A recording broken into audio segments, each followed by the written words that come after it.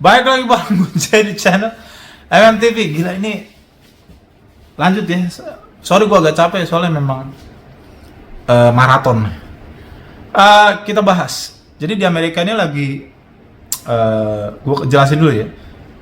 Kalian bisa kok ngurus di Amerika identitas gitu ya, ID segala macam. Biasanya orang-orang yang di Amerika itu untuk mendapatkan legalitas mereka harus mengurus dengan cara apa? Yap, asilum. Gitu ya. Asilum, bikin identitas apa segala macam. Nanti biometrik gitu kan. Sidik jari gitu kan. Nah, ini semua bisa dilakukan sono untuk bisa menjalani gue pengen stay di Amerika lebih lama dan bahkan jadi warga negara Amerika gitu ya. Itu orang-orang sono ngerjainnya dulu begitu. Nah, permasalahannya dulu itu kita punya alasan kalau kita mau ngajuin asilum. Indonesia waktu itu ya, zaman-zaman 98 lagi bermasalah. Banyak apa segala macam. Lalu 2002 ada bom Bali, 2000 berapa lagi bom Bali itu kan satu, bom Bali 2. Itu banyak yang ke Amerika bisa ngajuin asilum. Nah, permasalahannya sekarang Indonesia lagi baik-baik saja gitu ya. Jadi otomatis kalau lo ngajuin asilum itu agak susah gitu. Dan akhirnya orang yang ngajuin asilum ini ya dipulangkan. Nah, ngerti kan? Nah, sekarang gini, bedanya asilum sama itin. Nah, ini mungkin kamu belum belum paham bahwa di Amerika itu ada dua legalitas, asilum ya, ngurus asilum dan ngurus yang itin gitu ya. Kalau lu ngurus asilum sama, lu biometrik apa segala macam, nanti dapat identitas gitu ya, dan SSN, Social Security Number, di mana lu akhirnya jadi harus bayar pajak kan gitu sebagai macamnya. Nah, ini gue bikin perbedaan itin sama asilum. Kalau kamu ngurus itin, ya, itin ini kamu urus, dia enggak semahal ngurus asilum. Banyak loh yang ngurus asilum itu dengan pengacara, kan pasti harus pengacara. Itu pasti bayarnya ada yang minta $2.000, $3.000, berapa ribu dolar, terserah tuh pengacara suka-sukanya dia, atau mungkin bisa jadi $1.000 gitu ya. Suka-suka dia. Nah, tapi kalau itin tuh murah gitu ya. Itin tuh lebih murah harganya gitu ya kan. Nggak nyampe ribuan dolar. Tapi itin ini kamu harus ngurus pajaknya by yourself gitu ya. So kamu harus submit pajaknya, bayar juga. Bayar pajak gak? Bayar, tapi kamu bayarnya secara manual. Nah, itu itin. Kalau yang asilum, yang ngurus SSN itu apa segala macam, itu nanti automatically kamu pajaknya sudah terpotong gitu. Ngerti nggak? Oleh negara.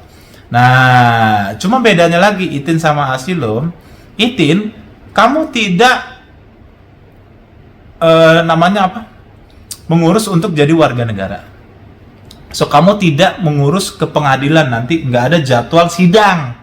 Oke, kalau kamu pakai itin itu, kamu nggak ada jadwal sidang. Ngerti sekali lagi. Tapi kalau kamu ngurus asilum, kamu udah dapat apa SSN segala macam, kamu nanti akan dijadwalkan sidang. Sidangnya jadwalnya kapan? Nggak tahu gitu. Ketika udah selesai keluar nih data apa namanya ID-nya, SSN segala macam, udah kamu bisa stay di Amerika menunggu sidang asilum. Ngerti ya, sidang asilum. Nah, sidangnya itu kapan? Nggak tahu gitu. Karena banyak yang lagi ngurus sidang asilum gitu. Banyak banget. Jadi, waiting on the list. Nah, kalau lo nanti sidang dan lo gagal, otomatis lo harus disuruh pulang. Gagal, kamu nggak diterima alasan kamu untuk stay di Amerika. Karena ya kamu nggak layak untuk stay di Amerika. Kami nggak menerima. Lo harus balik, nyambung. So, automatically banyak yang nanya, emang kira-kira berapa lama tuh Bang waktunya? Nggak tahu. Ada yang 5 tahun udah di Amerika, belum keluar tuh sidangnya, belum sidang dia, sidang asilumnya, nggak tahu gitu. Jadi dia selama 5 tahun apa ya, kerja aja pakai visa turis gitu, ngurusin asilum, ada ID, bayar SSN, bayar pajak apa segala macam gitu. Nunggu sidangnya ya nggak tahu kapan gitu. Ada yang udah 7 tahun belum ini nih. Nah, itu jadi, nah inilah yang banyak jadi target juga gitu ya. Belum sidang dia jadi target gitu kan, karena ini orang-orang ini kan udah ngasih alamat kan. Ya, ini orang-orang ini udah kasih alamat. Nah, dari alamat itu lo ketahuan bahwa ini orang tinggal di mana, dan ya kalau bikin masalah dipulangin. Nah, itu dia.